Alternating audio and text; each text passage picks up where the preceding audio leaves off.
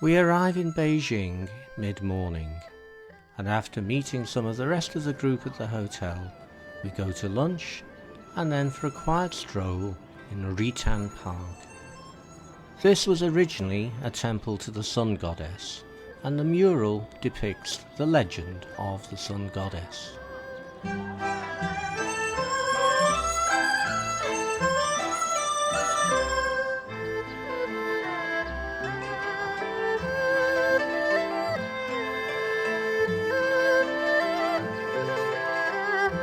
Kite flying is taken very seriously here.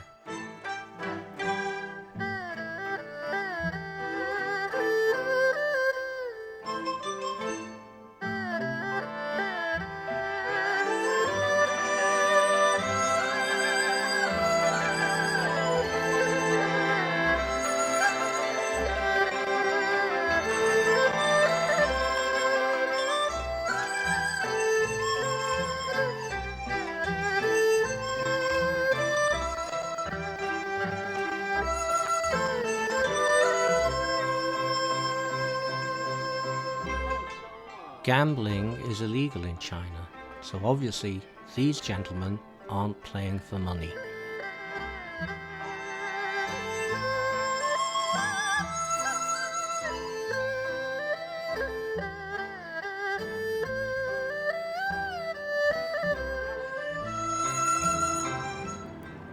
The following morning, bright and early, the tour starts in earnest with our visit to Tiananmen Square. Our Beijing guide, Nancy, explaining to us that we're going to have a family photo taken later. The monument to the people's heroes in front of Chairman Mao's mausoleum.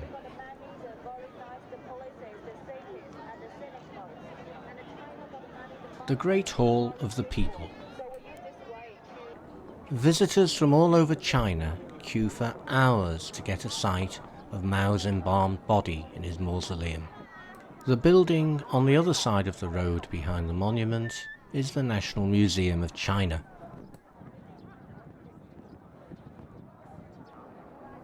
The Great Hall of the People is used for major political and ceremonial events.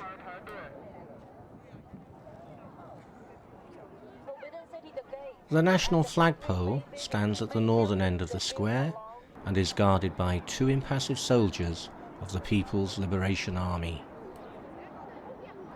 Tiananmen, the Gate of Heavenly Peace that gives the square its name, where Mao declared the existence of the People's Republic of China in 1949.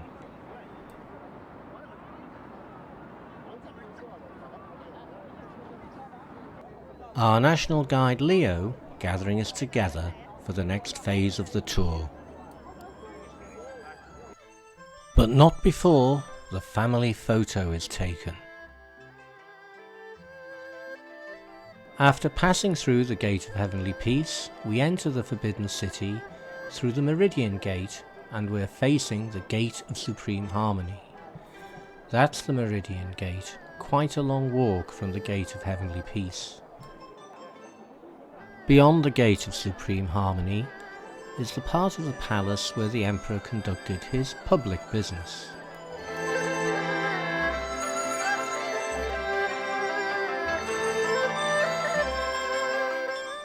The Hall of Supreme Harmony is where the Emperor held audiences.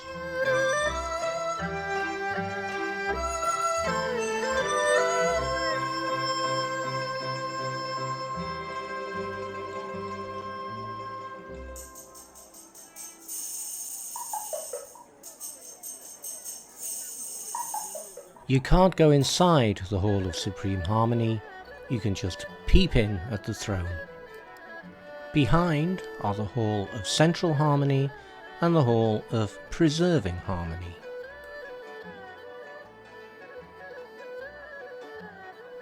Beyond is the private area of the palace where the Emperor and his family lived.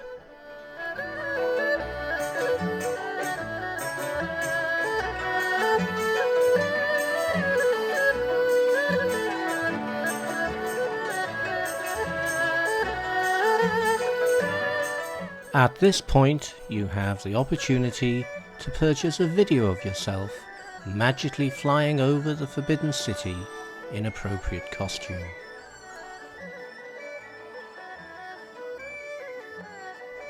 This is the area where the emperor lived with his concubines. Every night he would select one of them to spend that night with him.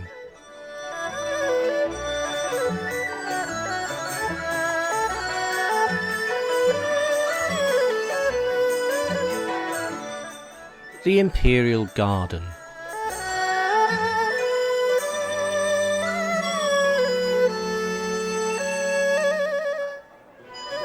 As we head to the exit, we see Jingshan Hill, artificially created during the Ming Dynasty. Next, we're off to the traditional Hutong district of Beijing, where we have lunch in this house, and this is the lady who cooked it for us. Most of the traditional Hutongs have been demolished, but now the areas are being preserved and even to some extent rebuilt. We get a tour on a rickshaw.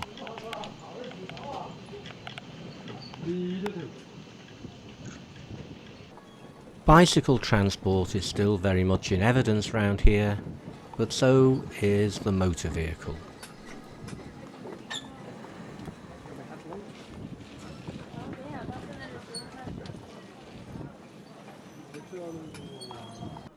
We disembark by one of the old city watchtowers to rejoin our coach and head for the Temple of Heaven, where on the way in we see a traditional musician assembling his instrument. The Temple of Heaven was built in the early 15th century, although it has been much rebuilt since. The main circular building is made entirely of wood with no nails.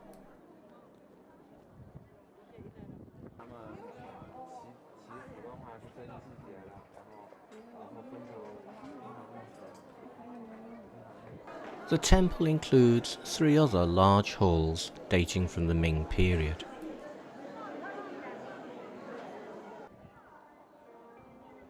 On the way out, we see some of the calisthenics that Chinese people enjoy in their public parks.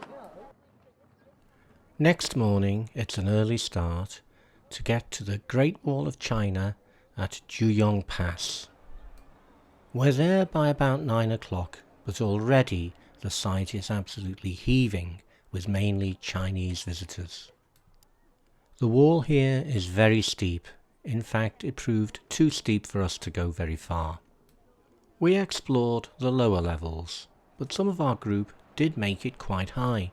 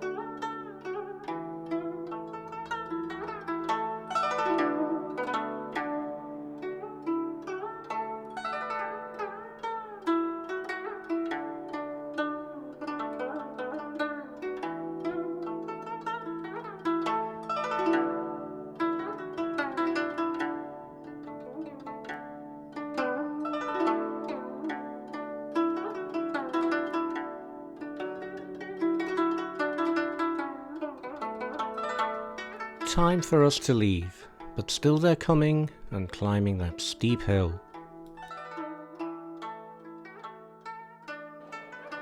Our next stop is the Jade Factory Stroke Museum, which is in fact a large shop selling jade of all kinds. We were given numerous important facts about jade,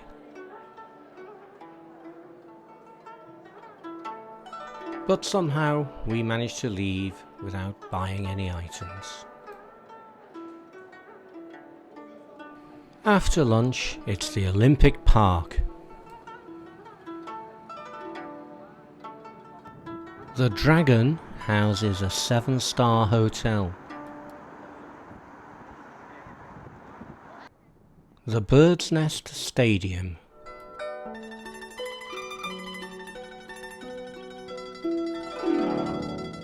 Vigorous bargaining over a kite, but still the string comes extra.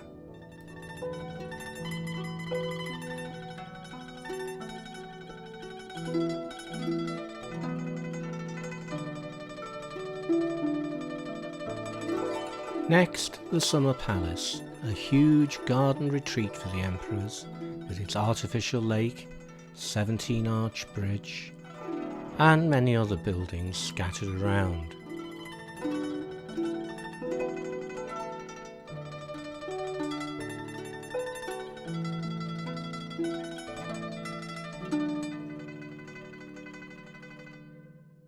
On top of the artificial hill, a Buddhist temple.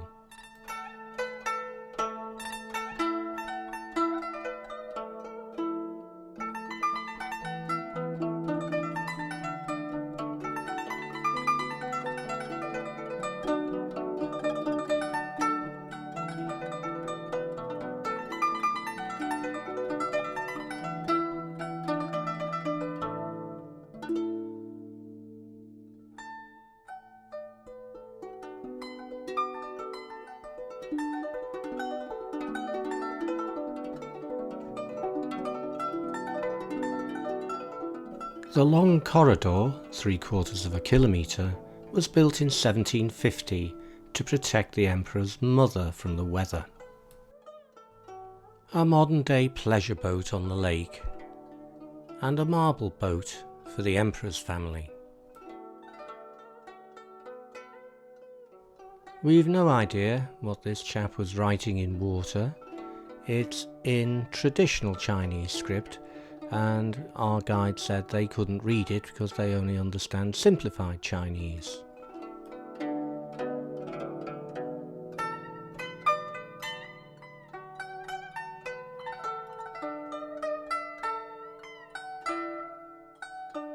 The Hall of Benevolence and Longevity.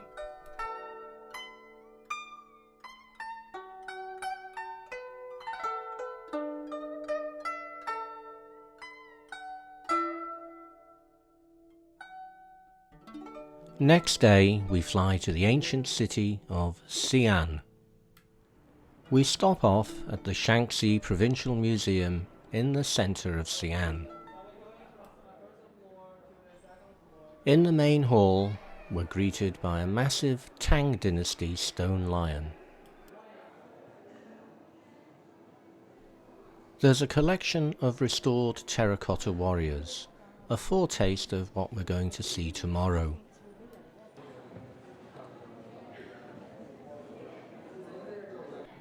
This photo montage of terracotta warrior faces shows that they are all individual, possibly made from the life.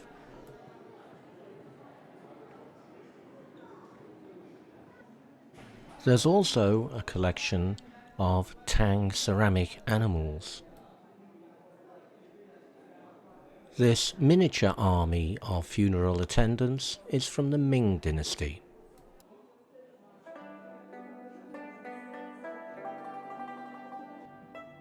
Next, it's a visit to the city wall.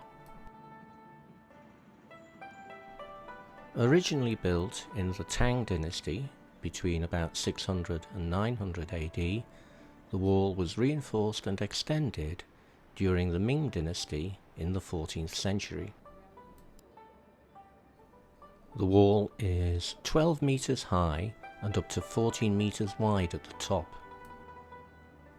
The circumference is almost 14 kilometers.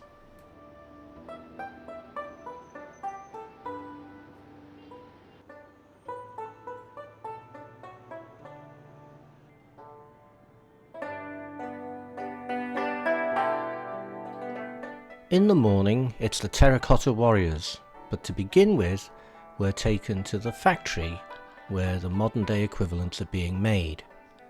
Actually, most of them are made at a remote factory. This is just a demonstration. You can now order one to be made with your own head on it.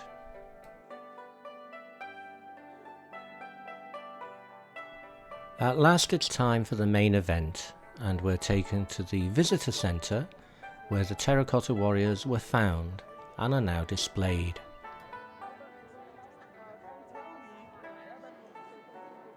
Pit 1 was the first to be discovered and is the largest. It's believed to contain 6,000 warriors altogether, but not all of these have been excavated so far.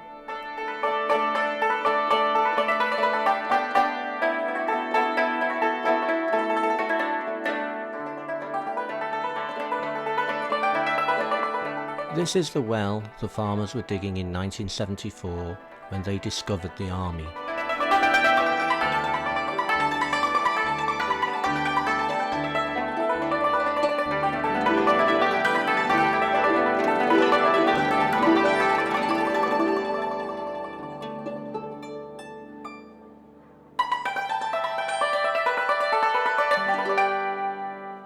Archaeologists at work.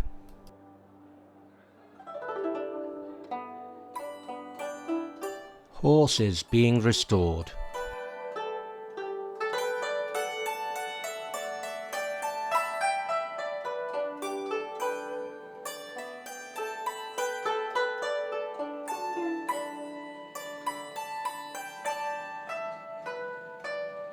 More work required on these chaps.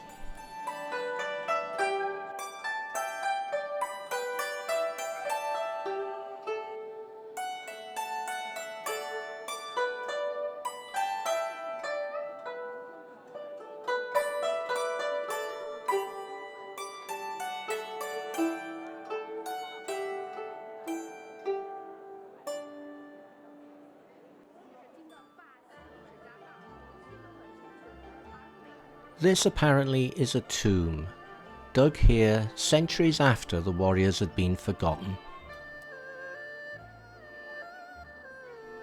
After exploring Pit 1, we have lunch, which includes this interesting way of making noodles.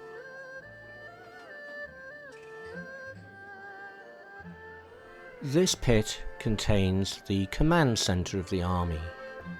It's much smaller than Pit 1 and more dimly lit.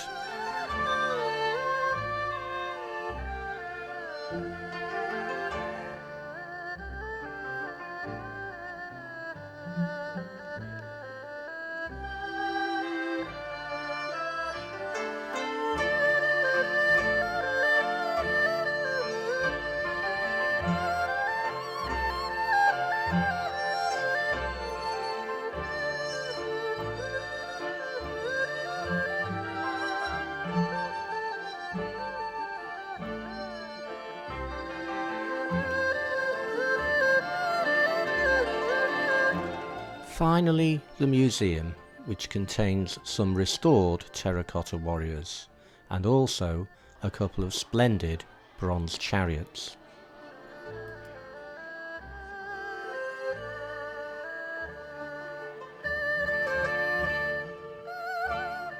Early evening and a visit to Xian's Muslim quarter, which appears to consist mainly of a street of exotic food shops.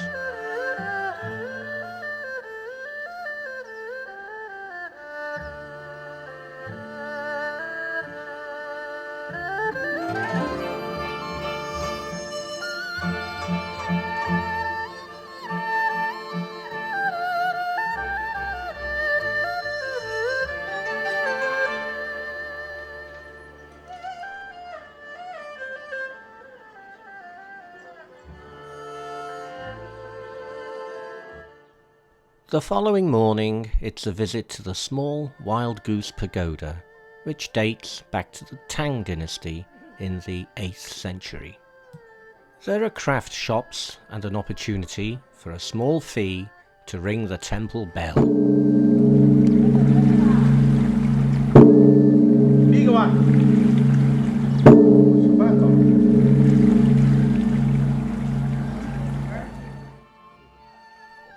In the afternoon we fly to Wuhan, and then it's a 4-hour coach ride to Yichang, where we join our river cruise boat, which will take us over 3 days to Chongqing. Our vessel is the Victoria Selina, owned by an American company. This is the atrium.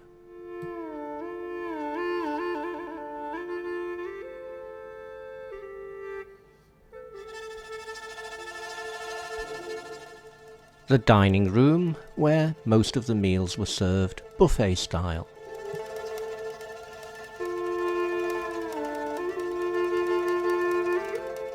The Yangtze Club, which is the bar, entertainments venue and observation lounge.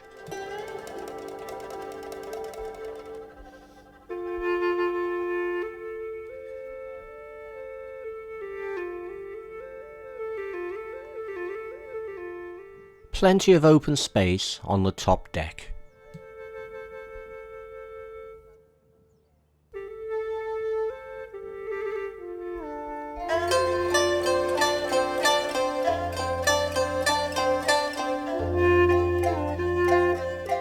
We start our Yangtze cruise early in the morning in Qutang Gorge.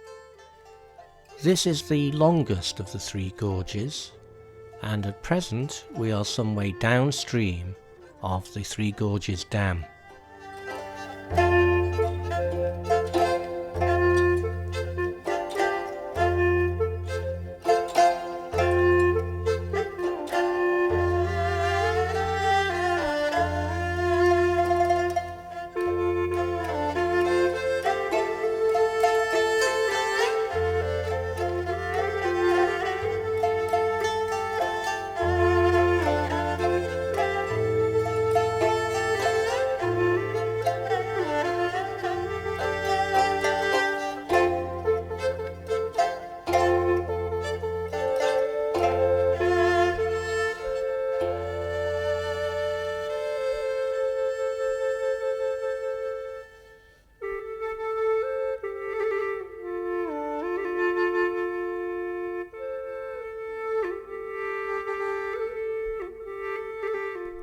We've now arrived at Sanduping, the site of the Gorges Dam. The dam is now operational, and when the reservoir is full, it raises the water level by about 100 metres. It looks very different now from what it did 14 years ago when I was here. Construction of the ship lift for smaller vessels is still ongoing.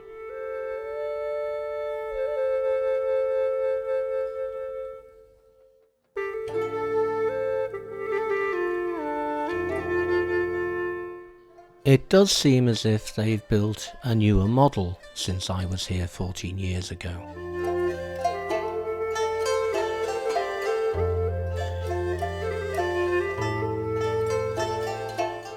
The site is a massive tourist attraction, particularly for Chinese, and new facilities are still being built.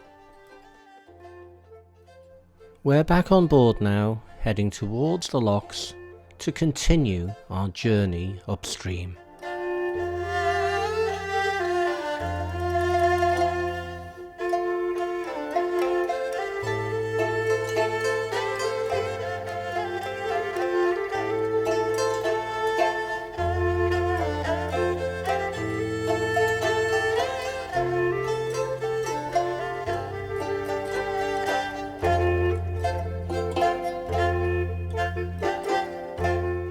"7 a.m. the following morning, and we've entered Wu Gorge, the second of the 3 gorges.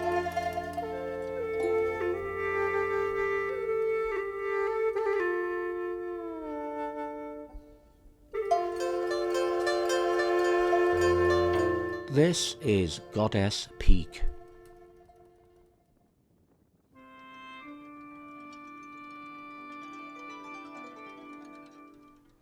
I'm not sure if these are the exact same locations, but interspersing a couple of pictures from 14 years ago.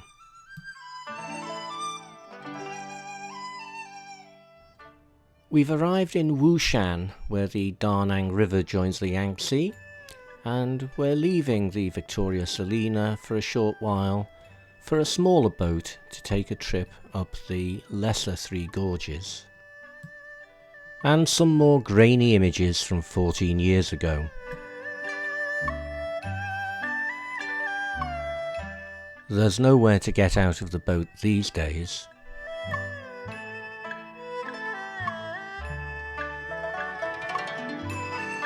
There are ancient coffins high up in the cliffs. Joe managed to snap this picture of one.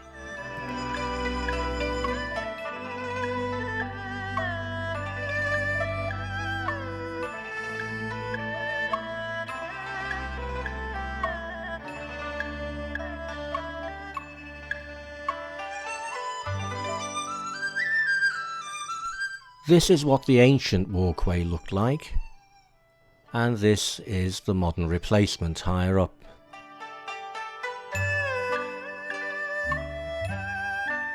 Part of it has a glass floor. We've now switched to a smaller boat to visit the lesser gorge.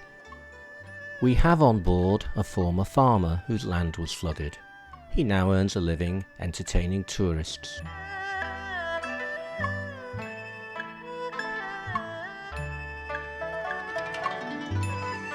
Another ancient coffin.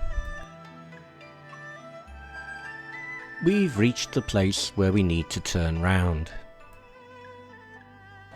Our versatile former farmer now treats us to an ancient folk song.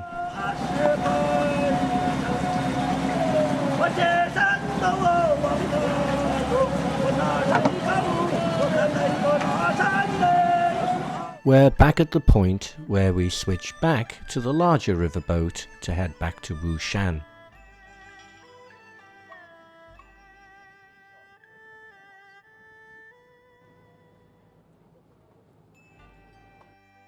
We've re-entered the Yangtze River and the Wu Gorge. I can't remember why this city has a large picture of former Prime Minister Zhou Enlai. We've now entered Qutang Gorge, the smallest and most westerly of the three gorges. These carvings, some nearly 1,000 years old, had to be moved up the mountain because of the rise in water level.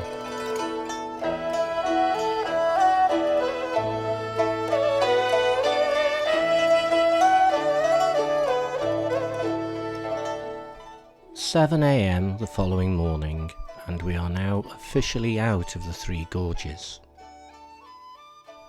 Early morning Tai Chi with Doctor Who is a regular daily feature on the ship.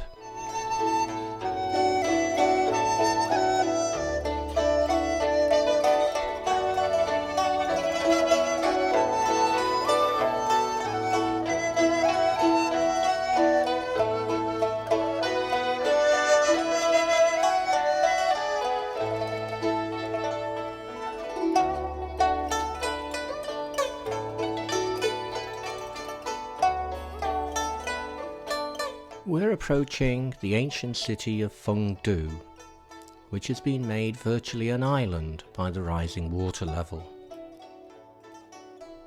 This was the boat dock 14 years ago.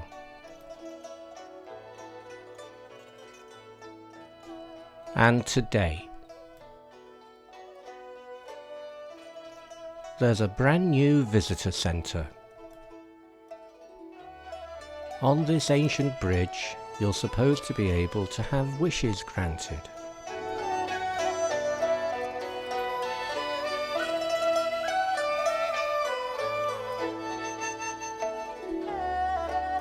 This heavy weight is a kind of challenge, and a local man, for a consideration, demonstrates how it's done.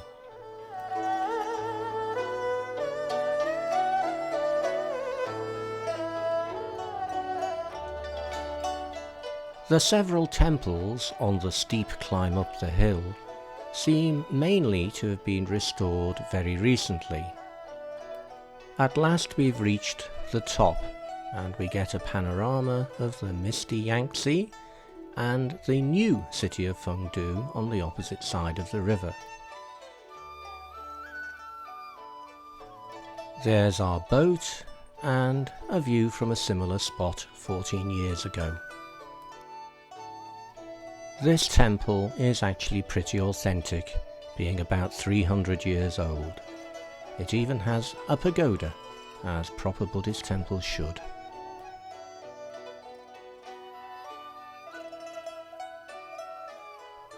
The god's head is actually a tea house.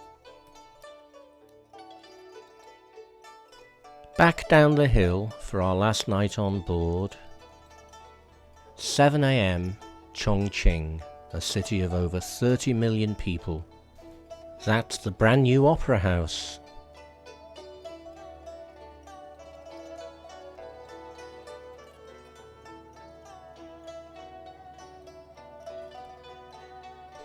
An interesting way of getting from ship to shore.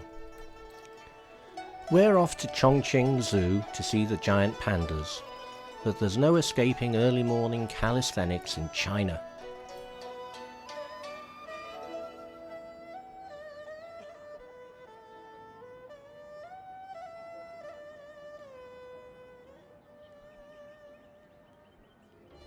A furtive glimpse of some red pandas. These are members of the cat family, not related to the giant panda. The pandas are awake and eating.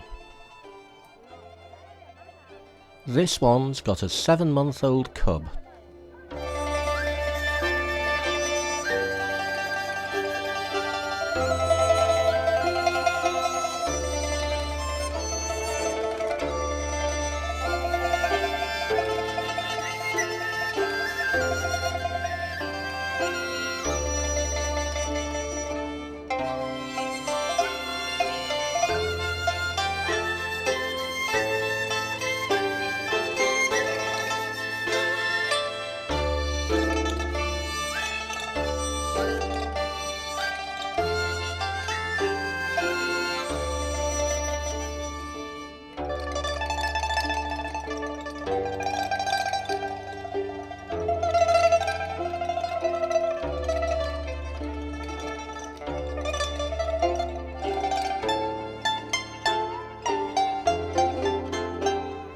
Adult pandas have to eat up to 14 kilograms of bamboo shoots every day.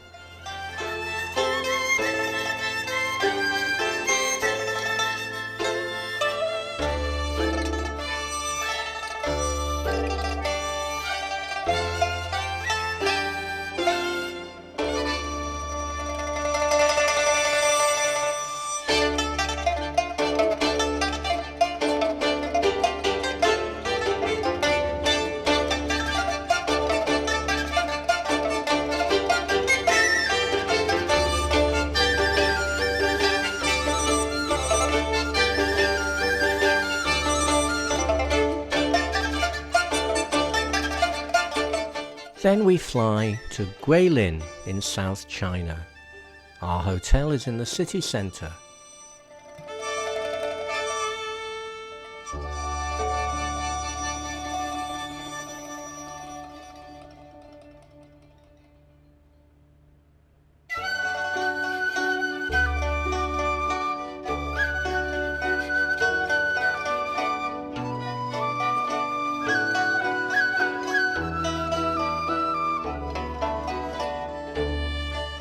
In the evening, it's off to see the cormorant fishermen on the Li River. The birds have cords tied round their necks so they can't swallow the fish that they catch.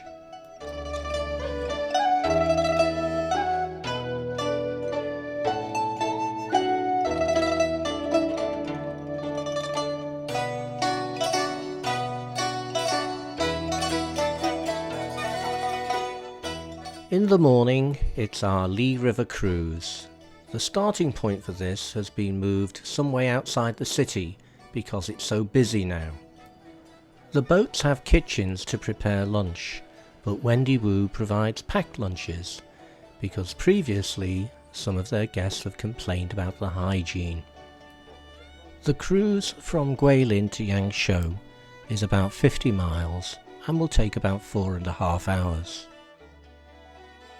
Even in this somewhat murky weather, the limestone karst scenery is spectacular.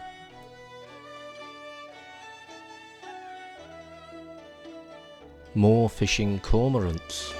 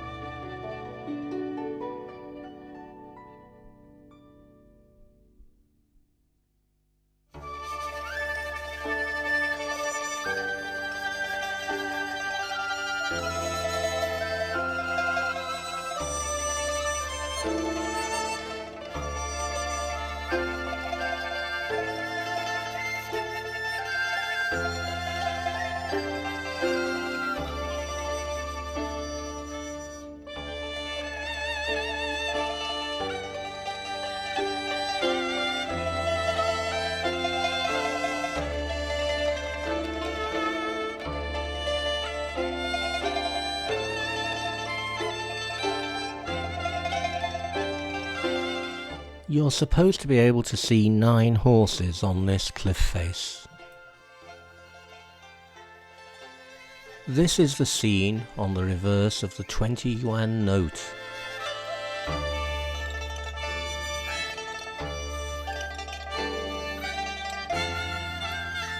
We've arrived in Yangshuo, where we're going to spend one night.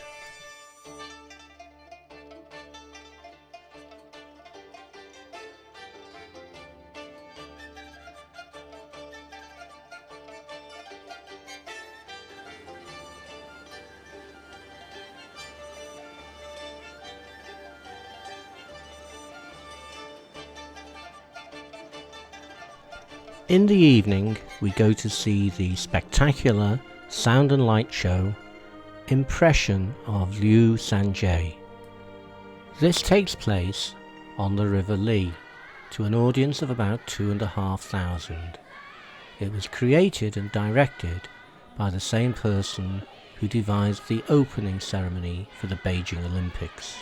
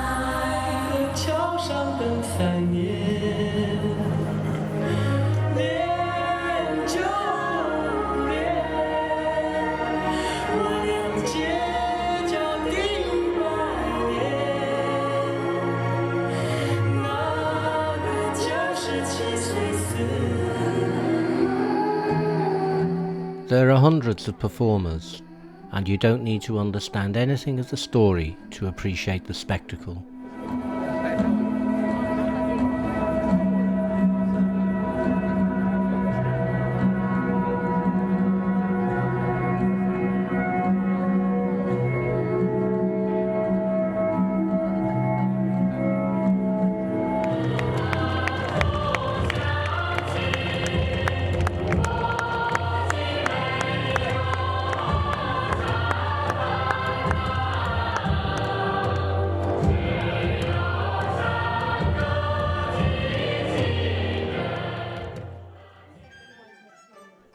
In the morning, we visit a traditional village house, where the elderly lady who still lives there is being visited by her son and daughter-in-law.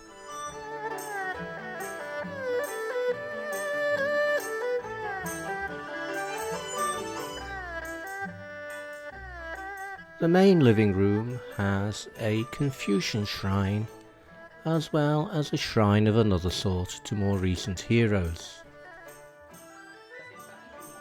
Some ancient agricultural equipment around the back,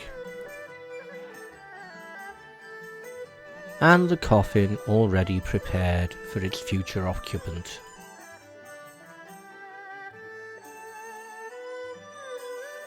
In there is the kitchen.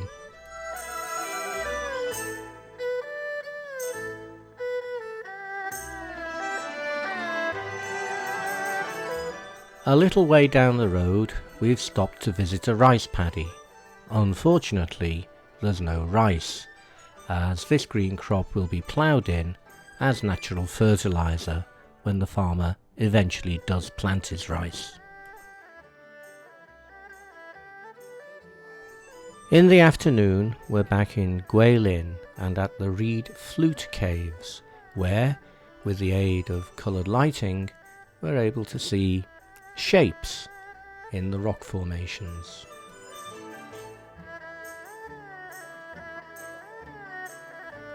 This is supposed to look like the city of Guilin in the distance.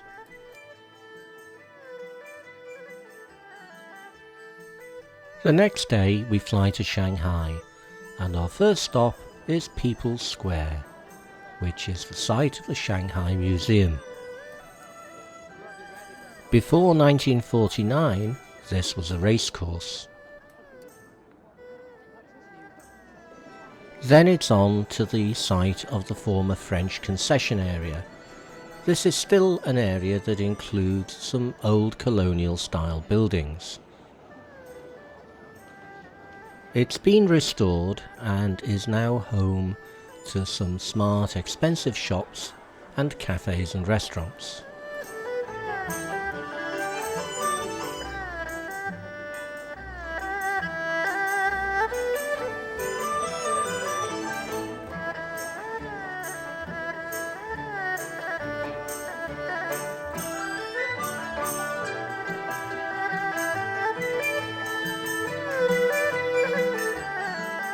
In the evening, we take a river cruise on the Huangpu River to see Shanghai's illuminated skyline.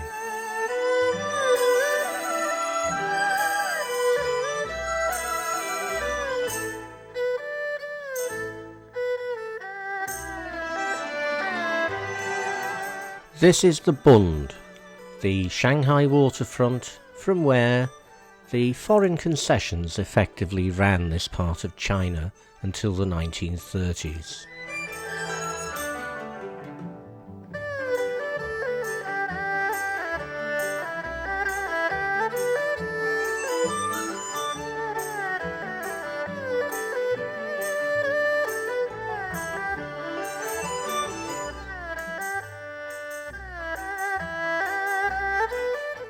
Shanghai's new cruise terminal.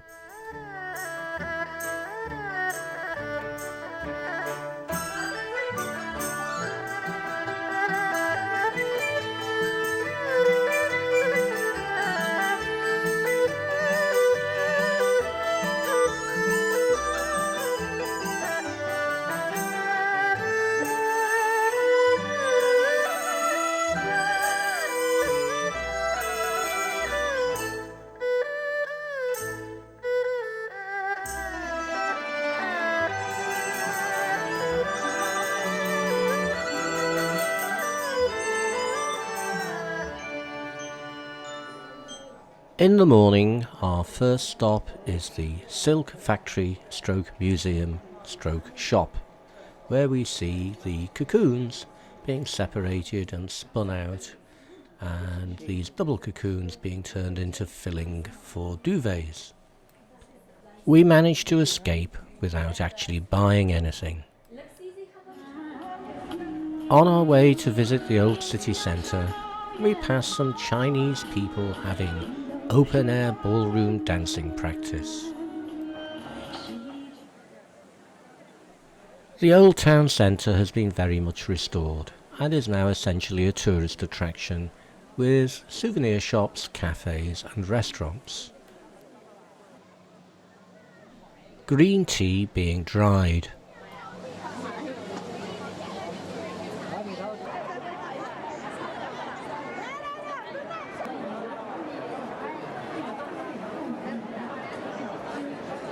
That row of traditional shop buildings wasn't there just over a year ago when we were previously in Shanghai.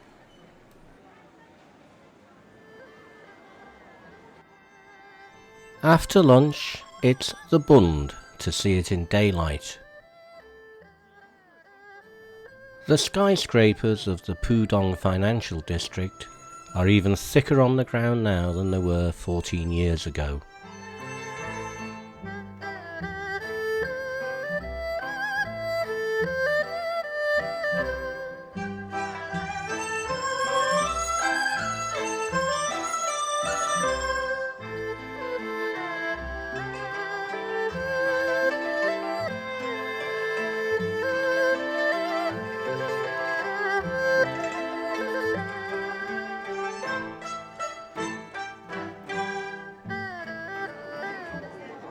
In the evening, it's our farewell banquet.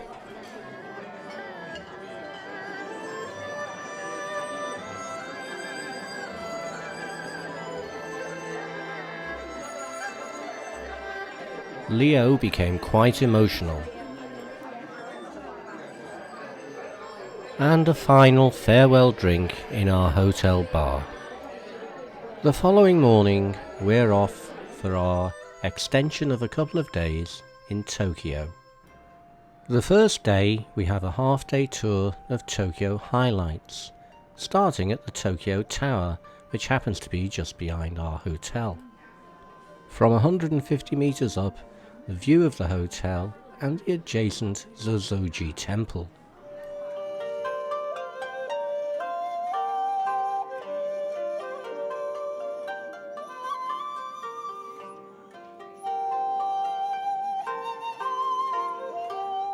The vertiginous view through a glass panel in the floor. The next stop is a quick look at the Imperial Palace, or at least at the Imperial Palace grounds. This gatehouse is part of the original castle and dates back about 500 years.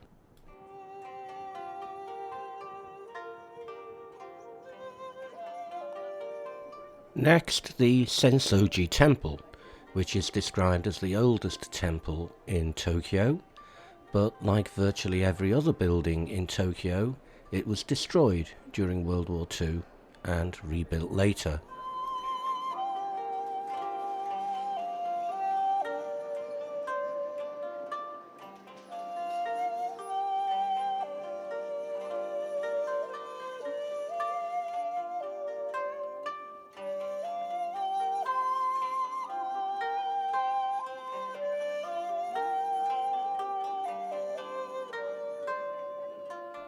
Not far from the temple is the starting point for a cruise on the Sumida River.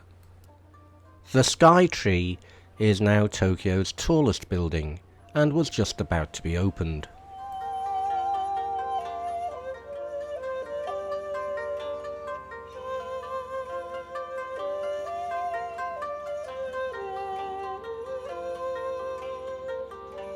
We were lucky in that our visit to Tokyo coincided with the cherry blossom being at its best.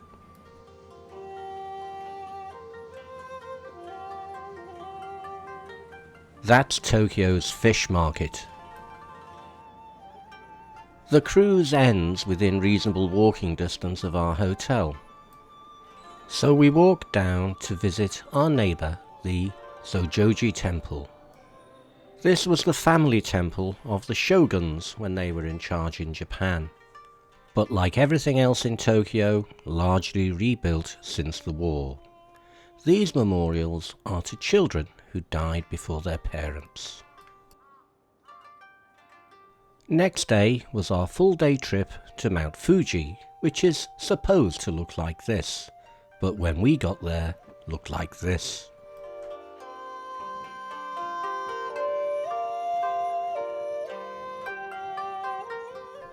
The road up the mountain was closed, so we didn't get any further than this. After lunch, it's a scenic cruise on Lake Ashi, in the rain.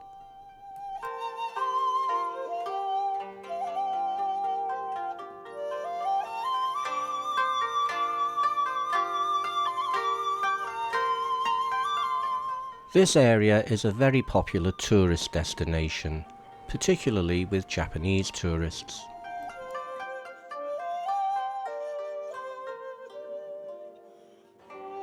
Finally, what turned out to be the highlight of the day, a ride on the Shinkansen bullet train.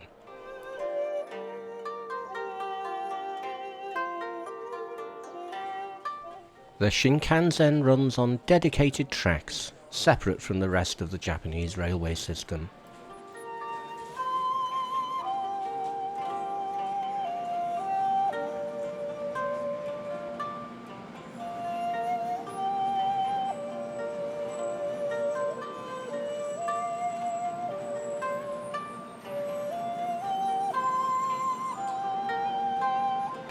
While we're waiting for our train to arrive, a through train whizzes past.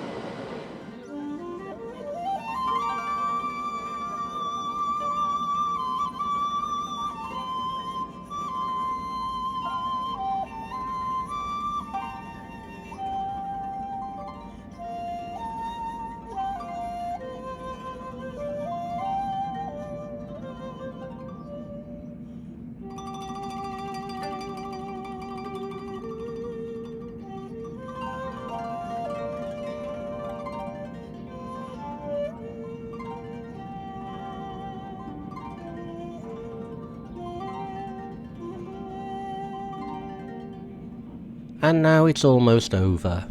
Tomorrow it's our 12-hour flight back to the United Kingdom.